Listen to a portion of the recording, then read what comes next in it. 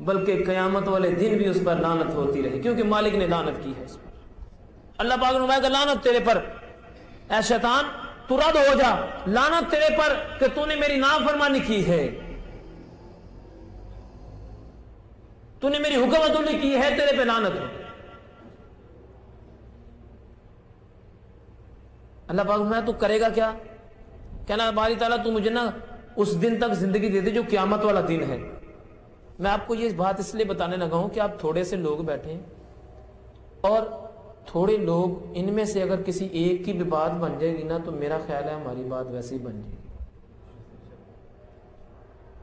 اگر کوئی ایک بندہ عمل کرنے لگ جائے نیکی کی بات پر، دین کی بات پر، اس کی بات سمجھ میں آ جائے۔ اچھا سمجھ میں کس وقت آتی ہے بات، کوئی بتائے گا؟ توجہ سے سنیں، یہ بات ٹھیک ہے، سمجھ میں بات اس وقت آتی ہے جب بتانے والے کی زبان میں تاثیر ہو۔ میں بات کو اپنی طرف لاتا ہوں، آپ کی طرف۔ جب بتانے والے کی زبان میں تاثیر ہو۔ اچھا انجیکشن سے کب آرام آتا ہے؟ جب ٹیکے میں اثر ہو۔ تو انجیکشن میں جب اثر ہو تو پھر ہی آرام آئے گا نا بابا جی، اور اگر انجیکشن میں اثر ہی نہیں ہے تو جتنے مرضی لگاتے جاؤ۔ تو بابا جی جب کسی بتانے والے کی زبان میں تاثیر ہوگی تو سننے والے کی سمجھ میں اس کو توجہ دلانے کی ضرورت، یہ دعا کریں کہ تاثیر پیدا ہو جائے، یہ تو کریں گے نا، تاکہ کسی اگر تاثیر پیدا ہوگی تو سنانے کا مزہ ہے نا۔ تو بات ہے آدم علیہ السلام کو اس نے سجدہ نہیں کیا تو اللہ پاک نے کیا فرمایا کہ لعنت ہے تیرے پر۔ کہنے لگا باری تعالیٰ ٹھیک ہے، اللہ فرمایا نکل جا میری جنت سے۔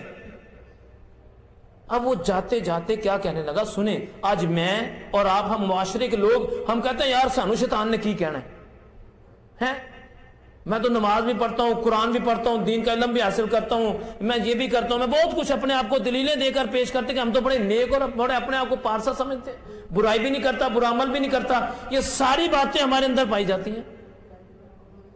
آج جب کوئی مسلمان ذرا سا دین سے دور ہٹتا ہے، اس کو احساس ہوتا ہے یار میں تو بڑا دور ہو گیا ہوں۔ تو شیطان کس وقت حملہ کرتا ہے آپ کو یہ بتانے لگا، اور شیطان کے پاس پاور دیکھیں اور شیطان کی چال دیکھیں۔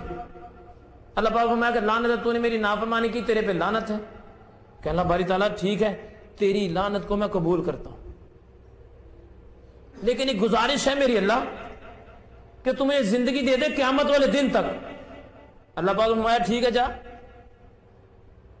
تو جو بات کہتا ہے میں نے تیری بات کو مان لیا۔ یہ واقعہ آپ نے ہزاروں مرتبہ سنا ہوگا، لیکن بات سنانے کا مطلب یہ ہے ایک چھوٹی سی بات اگر سمجھ آ جائے۔ اللہ پاک شیطان اس کی بارگاہ میں اگر ایک مرتبہ ناجائز مانگے، ایک مرتبہ ناجائز سوال کرے، مالک اس کا بھی قبول کر لیتا ہے۔ تو مسلمان اگر جائز کرے تو آئے، سوچنے والی بات ہے نا بھائی۔ وہ شیطان ابلیس خبیث جو ہے، اگر وہ اللہ کی بارگاہ میں نافرمان ہونے کے باوجود، اس کی حکم عدولی کرنے کے باوجود، اس کے منہ میں لعنت پڑے اس کے باوجود، اگر اللہ کی بارگاہ میں جا کے سوال کرے تو مالک اس کا قبول کر لے۔ بندے مسلمان وہ کیسا بندہ ہے کہ تو سوال کرے اور خالق تیری بات کا انکار کر دے، تو بندہ نہیں ہے، پھر تیری بندگی میں فرق ہے۔ اب یہ سوال پیدا ہوتا ہے کہ بندگی میں فرق ہے، بندہ پھر کیا کرے، اس میں اس کا کیا قصور ہے؟ اس کی بندگی میں ہی فرق ہے تو وہ کہے گا جی میرا کیا قصور ہے، میں تو بندہ ہی ہوں، میں تو چاہتا ہوں میں تیری طرف آؤں۔ آپ نے بے شمار مرتبہ، اصل میں موضوع تو اور تھا لیکن گفتگو تھوڑی سی سائیڈ پہ ہو گئی ہے، لیکن انشاءاللہ ادھر ابراہیم علیہ السلام کی بات پر ہی دوبارہ، یہ بات اس لیے کہہ رہا ہوں کہ یہ وہ بات ہے جو روزمرہ زندگی میں گزرنے والی بات ہے، جو ہمارے معاملات روزمرہ چلتے ہیں۔ تو بندہ کہتا کہ نہیں میں تو بالکل ٹھیک ہوں، میں تو غلط نہیں جا رہا۔ وہ جب شیطان نے اللہ سے دعا کی نا، اللہ پاک نے فرمایا کہ ٹھیک ہے میں تیری دعا کو قبول کر لیتا ہوں، تیری بات کو مان لیتا ہوں، تو جو کہے گا میں مان لوں گا، مجھے قیامت تک زندگی دے۔ اللہ پاک نے فرمایا ٹھیک ہے لے لے زندگی، قیامت تک زندگی مل گئی۔ تو کرے گا کیا، تیرا کام کیا ہوگا؟ اچھا بتائیں کیا اللہ پاک کو نہیں پتا تھا یہ کیا کرے گا؟ اللہ پاک اسے اقرار کروانا چاہتا، تو بول اپنی زبان سے، تیری زبان ہو، تو بول اپنی زبان سے، پتہ چلے تو کیا کہتا ہے۔ عرض کی باری تعالیٰ میں جو تیری طرف لگنے والے بندے ہیں نا، جو تیری عبادت کرنے والے، تیری ریاضت کا، تیرے سامنے سجدہ کرنے والے، تیرے سامنے گریہ نظری کرنے والے، اللہ پاک وہ بندے جو تیری عبادت کرنا چاہیں گے، تیری طرف آنا چاہیں گے، ان کو میں آنے نہیں دوں گا۔ یہاں پر ایک بات یاد رکھیں، شیطان نے یہ نہیں کہا جو تیرے بندے ہیں، جو تیرے بندے ہیں، فرمایا نہیں، جو کہنے لگا نہیں باری تعالیٰ جو تیری طرف آنا چاہیں گے، تیرے عزت و جلال کی قسم ہے، ان کو تیری طرف نہیں آنے دوں گا۔ اللہ پاک نے فرمایا کہ مجھے بھی اپنے رب ہونے کی قسم ہے، جو میرا ہے وہ تیری طرف نہیں جائے گا، جو میرا ہے، جو میرا ہے۔ اچھا مجھے بتائیں وہ کائنات میں کون نہیں ہے اس کا؟ ہے نا، کیسی بات، ایک نقطے میں بڑی بڑی پیاری بات ہے۔ اللہ پاک جو میرا ہے وہ تیری طرف، بلکہ جو میرا ہے تو اسے کچھ کر ہی نہیں سکتا، جو میرا ہے۔ اب ایک سوال پیدا ہوتا ہے کون نہیں ہے اس کا؟ ہندو بھی اس کا ہے، سکھ بھی اس کا ہے، عیسائی بھی اس کا ہے، یہودی اس کا ہے، نصرانی اس کا ہے، مسلمان بھی اسی کا ہے، ساری کی ساری کائنات ساری اسی کی ہے۔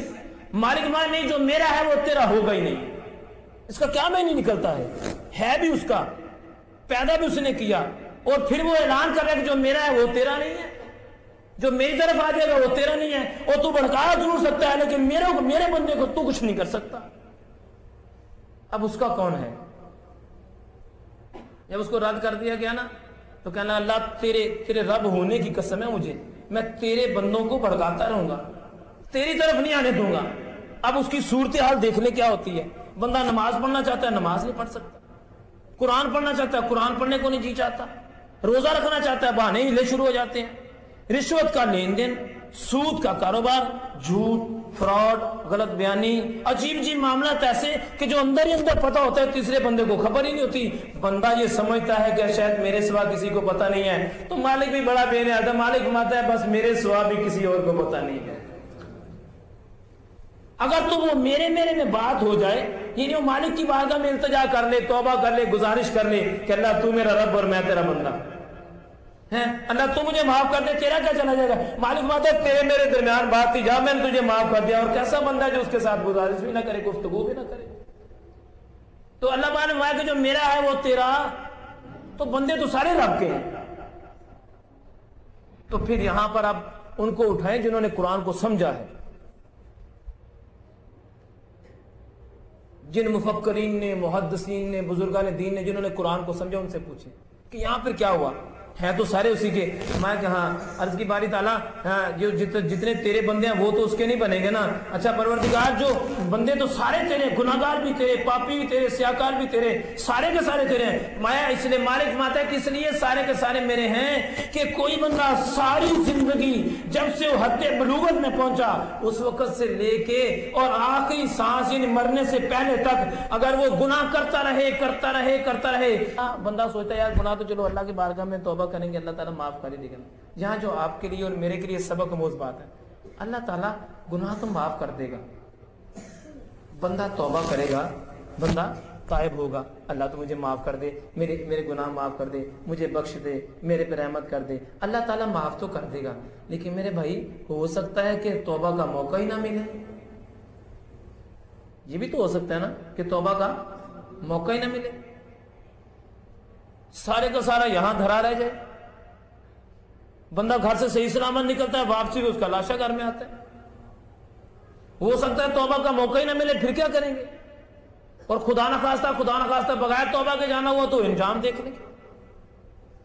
تو میرے بھائی یہ زندگی کے قیمتی انمول تحفے، زندگی جو ہمیں ملی ہے ہمیں اس میں کچھ حاصل کر لینا چاہیے، اپنے رخ کو سیدھا کر لینا چاہیے، اللہ کی بارگاہ میں جھکنے والا کوشش یہ کریں کاروبار کرنے والے جھوٹ نہ بولیں، غلط بیانی نہ کریں، دھوکہ نہ دیں، فراڈ نہ کریں، سودی کام نہ کریں۔ یہاں تو آپ کو بہت ساری دلیلیں ملیں گی، بہت ساری ڈھیر ساری دلیلیں ملیں گی کہ نہیں کوئی بات نہیں ہے، یہ کر لو، یہ کر لو، یہ کر لو، بڑی آپشنز دیں گے آپ کو، ایسا کر لو، لیکن گھما پھرا کے بات ادھر ہی ہوگی۔ اس بات کو اپنے پلے باندھنے سب سے زیادہ بہتر مالک جاننے والا ہے اس بندے کو کس چیز کی ضرورت ہے، بس۔ اس لیے میرے بھائی آپ سب سے یہ التجا ہے، اپنے آپ کو شیطان کے حوالے نہیں، شیطان